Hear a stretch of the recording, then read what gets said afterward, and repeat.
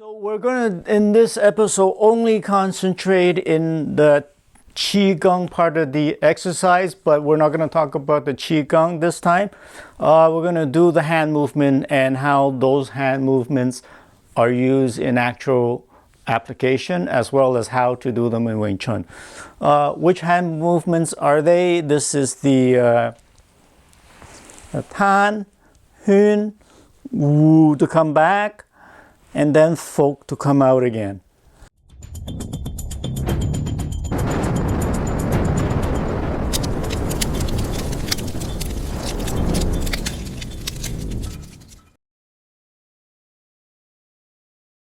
So I'm going to first talk about the Tan. Okay, so the Tan, obviously we go from here. Bring your hand to the center. Make sure it's one fist away from your chest. And then slowly do your Tan out. And then your elbow follows this straight line. Try to put your elbow as close to the center as possible. Hoon to come back. The Wu, follow the straight line. Again, the elbow protecting your ribs as close to your body as possible, and then the fook again. Okay, so I'm not going to talk about the breathing part of the exercise this time, just the practical part. So the Tan here is by far the most useful hands. The Tan is really good because the Tan is attacking and it's defending hand all at the same time. And there are instances where you could easily use the Tan that is way more effective compared to if you didn't. And a Tan is just a prelude to a bunch of other attacks. So the Tan is not just a single move. Because after you do the Tan, then what do? Then you can punch. After you do the Tan, you can pa. After you do a Tan, you can jab. So a Tan is in many things. So here I have, it's not Halloween yet, but I've gotten a little skull head to try to illustrate how and when a Tan should be applied, because when you're fighting in a real situation, or if you're sparring with a partner, you can't exactly, you're not going to do this. That is just ridiculous. That's what we do in Wing Chun class, and if you're in my class, I would force you to do this. I would nitpick about your elbow being in the middle, sure. But when you're outside, it's a different story. Outside of a class, you don't exactly do this exactly, okay? So the thing is, we try not to spell it out to you. We only teach you the Wing Chun curriculum. It's sort of like we want you to discover it yourself and try to make the connection from what you learn, and hope that you will self-discover these techniques as a concept and use it in your own way. So you would be able to use these concepts whether you fight boxing, whether you fight MMA, whether you fight karate. We want you to use these as a concept in whichever way you want to fight in. However, it seems that a lot of people are really getting lost, and then they just spar with their friends and they start doing this kind of crap. Okay, so I'm not shitting it on Wing Chun. This is perfectly fine in Wing Chun class, but you have to know that this is the concept, and it's not exactly used like this in real life. So one thing, a lot of people get the wrong concept. Well, I'm now explaining the Tan, because they see the hand like this, So that's a tan. So now they think, oh, that's a tan. So I stiffen my hand, I stiffen my wrist, and then this is a tan. So every time something comes, I tan like this. And that is completely wrong. Because when you do something like this here, you're not supposed to stiffen your hand. Even though that's the end of the movement, in the beginning of the movement, you don't stiffen your hand. And here I'm going to have to show you with my little skull. Then you may be going to get a little better understanding of what I'm talking about. Here's the head. He's throwing me a right-hander, and his head is probably going to be ducking just a little bit. So I've placed his head a little bit like that so that he's ducking and he's throwing this right-hander. So normally I'm fighting, he's fighting, and if you just punch and you're not doing a tan, what happens is you're gonna just meet this force against force, and now we're just fighting. We're just fighting to see who crushes the other arm and who is stronger. So in this scenario, I'm not the strong one. So what happens when I do this? I'm not going to get through. And he's probably going to get through. He's probably going to crush my hand and punch me. So if you put your elbows out and you always like to do this power against power, it's only going to work if you're the biggest guy. If you're not the biggest guy, then you're going to be in trouble. Especially with this elbow out, the more you look here, the more I put my elbow out here, the more his arm is going to be on top of my arm, which helps him to come in and crush my arm way easier. Okay? So now in Wing Chun, we learned the tan, which is not done exactly like this, okay? So you don't give the tan already, okay? So you are here in punching mode, just regular punching mode, and then suddenly you encounter this arm that's punching you at the same time. So what happened is you encounter this arm and you bring your elbow in. See, there's not advantage for the elbow to be out, so you bring the elbow in. As soon as you bring the elbow, this is in one move.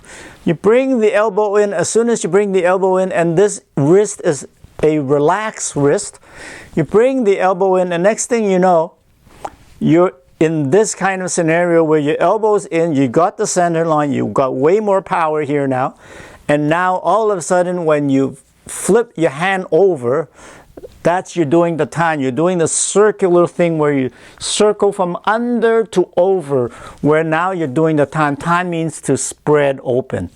So you're spreading open your hand. Now all of a sudden your hand is on top of their bridge. So now you got the literally upper hand, which allows you to go in and attack. Okay? So now if you didn't do a tan, if you just did a punch, notice he's ducking, okay? He's ducking and punching. Notice I'm just going to miss his head, okay? Here, I even if I try to do this, elbow in and over the bridge with my hand here, I'm going to miss his head. So what happens, because this punch here is very, very narrow. But if you tan and you go like this, notice how much area that this covers compared to this. I'm not moving my hand, my arm here, but the punch is only going to cover this much. But if I did a tan, all of a sudden, I'm covering more than double the surface area. So in this case, if I just punch, and even if I bring elbow and go over, I am going to kind of miss his head. So if I tan, I get over the bridge much better. If I tan, I relax the hand, this hand comes over much better, easier, and quicker. Whereas if you do this, you're just not going to be able to go over. The stiff arm just not going to do it. So when you do a arm that you're just flinging the arm out, and when you hit the obstacle, you bring your elbow in, and right away this comes right over, and now my hand is covering such a big surface area that I managed to palm thrust his face. So that's why the tan is very, very good, and it's one of the most useful tool that we got, that we can protect and attack at the same time. But it encompasses this coming over, and then that. It's not just this stiff thing that people think that the tan is.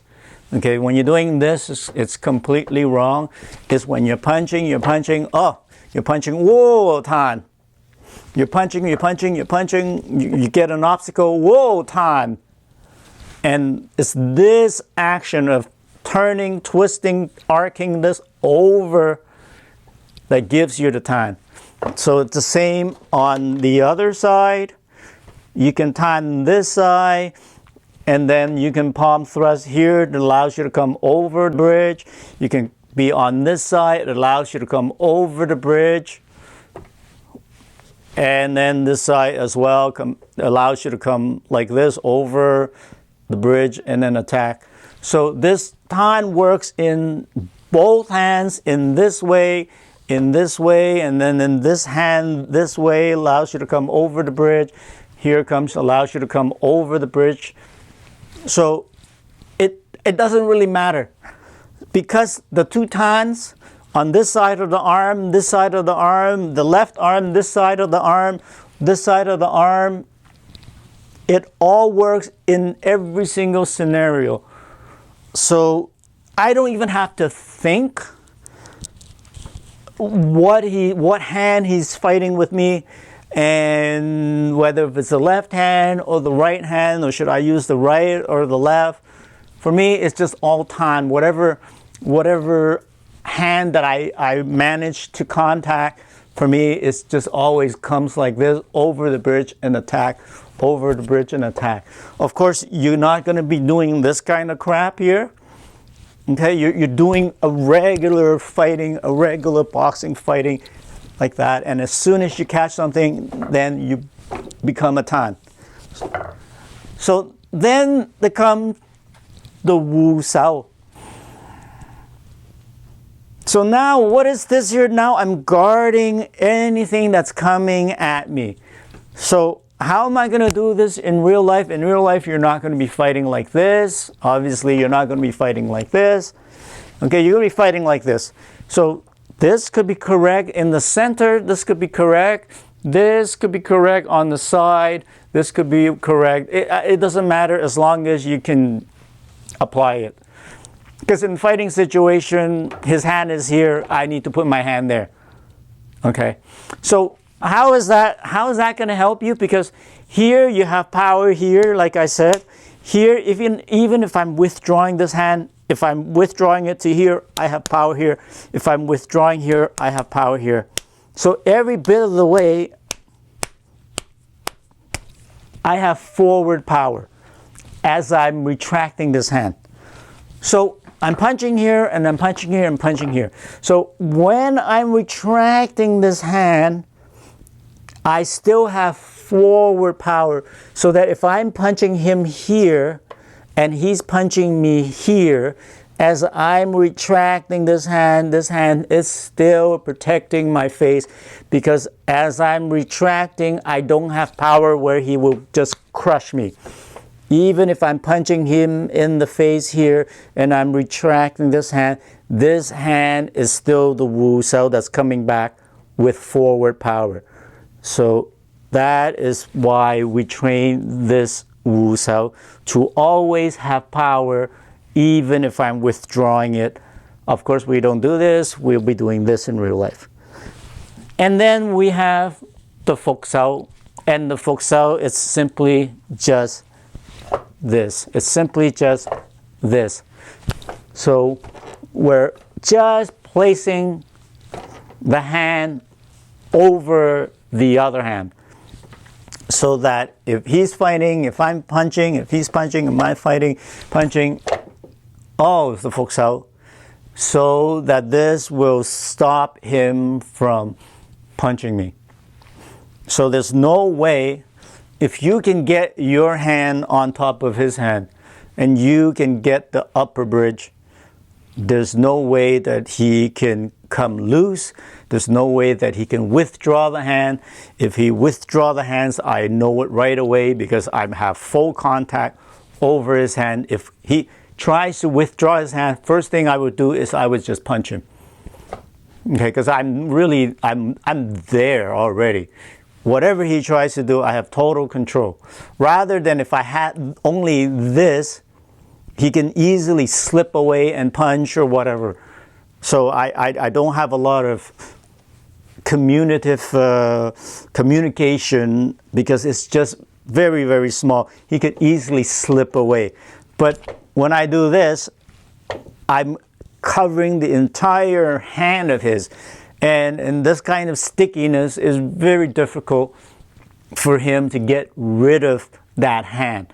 And if he ever tries, I'll feel it and then I'll just punch. So that is the fook's out. So now how we're going to use a Hoon. So I'm going to give the same scenario as I did before with the Tan. But what happens is the Hoon is that this person here is way too tall. Okay, and I'm much shorter. So I'm like at this kind of height where his head is higher than my height and his arm is like pretty much at my face level. So if I try to do a Tan here, I can't really go and put my arm over to punch him because I'm just way too short here. I'm just way too short. So, and I realized, oh, I want to punch his face, but I just caught his arm and I can't go over his arm because he's just way too tall. So that's when you have the Hoon. So the Hoon allows you to come under, and then from underneath, we attack him in the face. See? So this is a taller guy. I'm looking from underneath.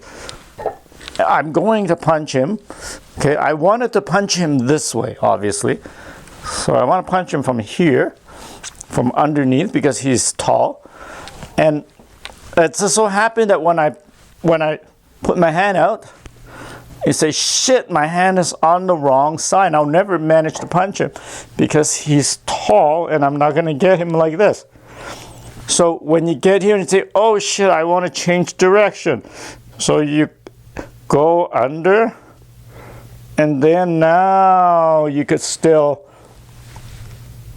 palm him in the face. And notice it's not the same as a punch where I am punching like this, and then I say, oh shit, I'm in the wrong place, and then I have to withdraw the whole hand, I have to withdraw the whole arm, then come back and punch him again. So this here, I have to stop all of my force, then come back, and then go again. Which that is really, it's going to take a lot of time, and it's wasting a lot of your power. Whereas if you Hoon, you're just coming here and you say, oh shit, I'm in the wrong side. So I drop my hand here to the Hoon. As you can see, my hand is still going forward. And now I can hit him like this. Okay? And for somebody like him, it's very hard for him to see this because he's ducking and he's punching this way. And as I'm going here, he goes, oh, the arm is on this side. He thinks, oh, my right arm is on this side. And then when I Hoon, my arm actually disappears underneath his right arm. So for him, he sees nothing. He doesn't see this arm. He thinks that this arm had disappeared. And meanwhile, I'm still coming in and I'm using my right hand to so that I don't get this arm or elbow in my face as I come forward. And as I come forward, now that hand suddenly reappears from underneath, which he finds it like out of nowhere. Of course, at this point, he's already retracting this arm and he's ready to hit me with his left. But it's too late. By now, my arm is already hitting his face. He's not really gonna arrive at my face with his left arm. It's gonna be way too slow. So this really works well. So this, you don't have to be always exactly like this perfectly done Hoon. Obviously, if you're holding a fist, you can just come back, drop your fist, and come with your fist again. So instead of withdrawing and then punching again, that just is going to take way too long. We are just going like this, dropping the fist, realizing it's the wrong side. You want to hit the face, dropping the fist, and then punching again, so that your arm is on a continuous motion instead of like this and then like that. Your arm is not in a continuous motion. So that is the best way to use your Hoon. I hope you enjoy this, find it interesting. Wear a mask when you go out. Thank you for watching, and have a nice day. Bye.